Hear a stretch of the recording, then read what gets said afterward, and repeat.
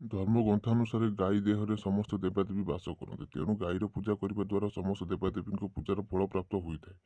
ଗାଈଠାରେ ସମସ୍ତ ନକ୍ଷତ୍ରଙ୍କ ପ୍ରଭାବ ପଡ଼ିଥାଏ ଓ ଗାଈର ପିଠିରେ ହାଡ଼ରେ ସୂର୍ଯ୍ୟକେତୁ ନାଡ଼ି ରହିଛି, ଯାହା ସୂର୍ଯ୍ୟକିରଣରେ ରକ୍ତରେ ସ୍ୱର୍ଣ୍ଣସାର ତିଆରି କରେ। ଏହି ସ୍ୱର୍ଣ୍ଣସାର ଗାଈ ଦୁଗ୍ଧରେ ବିଦ୍ୟମାନ ହୋଇଥାଏ, ଯାହା ମନୁଷ୍ୟ ପାଇଁ ଅମୃତ ସମାନ ଅଟେ।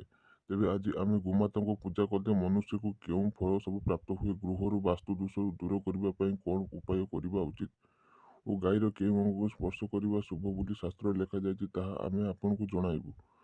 ଶାସ୍ତ୍ର ଅନୁସାରେ ଗାଈର ଶରୀରରେ 33 କୋଟି ଦେବାଦେବୀ ବାସ କରନ୍ତି। ଯେକୌଣସି ଜାତିକର ବ୍ୟକ୍ତି ମଧ୍ୟ ନିତ୍ୟ ଗାଈ ପୂଜା କଲେ ତାଙ୍କ ଉପରେ ସମସ୍ତ ଦେବାଦେବୀଙ୍କ କୃପା ବର୍ଷିଥାଏ।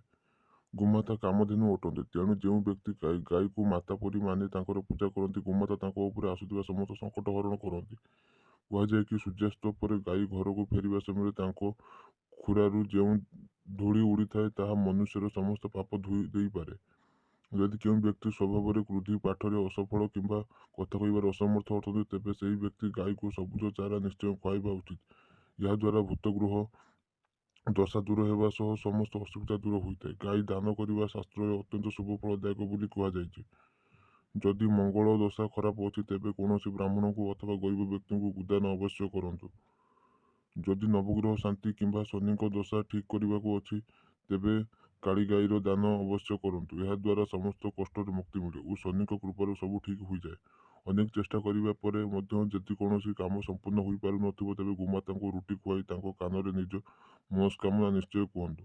ଗୋମାତାଙ୍କୁ ନିୟମିତ ପୂଜା କଲେ ମା ଲକ୍ଷ୍ମୀ ଅତ୍ୟନ୍ତ ସନ୍ତୁଷ୍ଟ ହୁଅନ୍ତି ଓ ଘରର ଆର୍ଥିକ ସ୍ଥିତି ମଜବୁତ ହୋଇଥାଏ।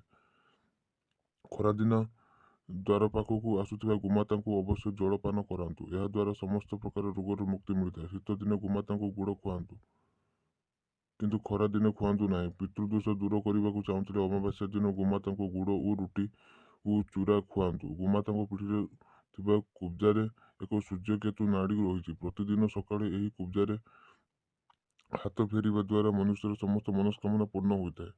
ଗୋମାତାଙ୍କୁ ପୂଜା କରୁଥିବା ବ୍ୟକ୍ତି ମୃତ୍ୟୁ ପରେ ବି ବୈତରଣୀ ଗୋମାତାଙ୍କ ଲାଞ୍ଜ ଧରି ନରକକୁ ମଧ୍ୟ ଯାଇପାରିଥାଏ। ଆଶା କରିବି ଗୋମାତାଙ୍କ ବିଷୟରେ ଆପଣ କିଛି ରହସ୍ୟ ଜାଣିପାରିଥିବେ। ଯଦି ଭିଡ଼ିଓଟି ଭଲ ଲାଗିଛି ଭିଡ଼ିଓକୁ ଲାଇକ୍ କରିବା ସହ ଆମ ଚ୍ୟାନେଲକୁ ସବସ୍କ୍ରାଇବ୍ କରିବେ।